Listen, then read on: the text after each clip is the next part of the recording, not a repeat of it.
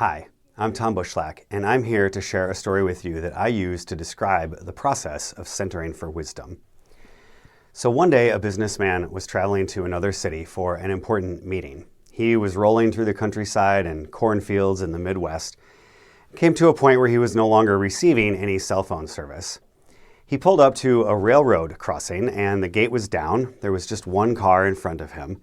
Now this was one of those really long and loud trains where he couldn't see the end. There was only train cars and cornfields as far as he could see. It was a beautiful spring day, so he decided to get out of his car. Pacing back and forth, he started to review his proposal in his mind. After a while, he noticed that the woman in the car was waving him over. As he drew near, he was struck by a sort of ageless beauty on the woman's face. Even though she was clearly an older woman, her eyes had a bright, youthful kindness to them. He felt immediately calmed in her presence. She was trying to tell him something, but because of the noise from the train, he couldn't hear her, so he leaned in even closer, just inches from her face now, but still he couldn't hear. He gestured to her that he was unable to hear, and this made her start waving her arms and pointing excitedly, but he just couldn't make out what she was saying.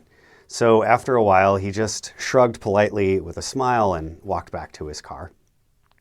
Pretty soon, the end of the train passed and the gates went up and they both drove away. About a mile down the road, he came to an unexpected fork in the road and he decided to go to the right. Shortly after that, he heard a loud ka-chunk. He pulled over and found that he had 2 flat tires. And not having any way to fix 2 flats, nor any cell phone coverage, he started to walk, hoping he'd find someone who could help. A little while later, that same kindly woman pulled up and offered to drive him to the nearest gas station. As they drove, she explained that she was trying to tell him that he would be coming to a fork in the road and that he shouldn't go to the right because there had been a terrible accident and there was lots of debris in the road. Now, he couldn't hear her voice because of all the noise from the train. The point of this story is that we all possess an inner core of wisdom that can guide us through the many decisions we have to make every day. The kindly older woman represents your inner core of wisdom and goodness. The noisy train represents all the distractions and stress of modern life that can cause you to lose touch with your center of wisdom. Now, some of this noise is external, like all the pings and notifications and emails and ads clamoring for your attention.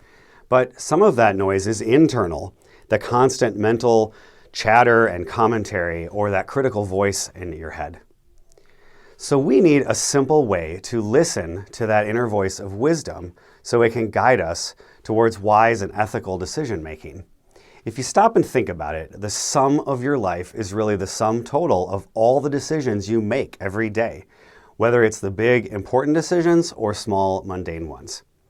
So centering for wisdom is the practice of trusting your inner core of wisdom, of tuning in and listening to your thoughts, your feelings in your body, and finally, to your heart's ultimate desires and the inner wisdom that will guide you along the way. So how are you going to stay centered so you can listen to your inner voice of wisdom? To get started right now, follow the link below to centeringforwisdom.com and you can sign up to get my free ebook on how to start practicing centering for wisdom, along with a bonus guided centering meditation to get you started with a practice.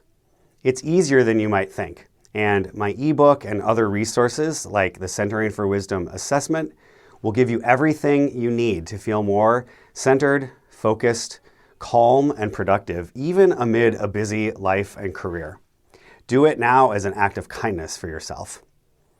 Thanks for watching, and please take a minute to follow my channel here on YouTube so you can stay up to date with all the new tips and ideas I'll be posting. Remember, the world needs your wisdom, so start your practice of centering for wisdom now and share the wisdom of your beautiful soul with the rest of us. Peace to you, and thanks again for watching.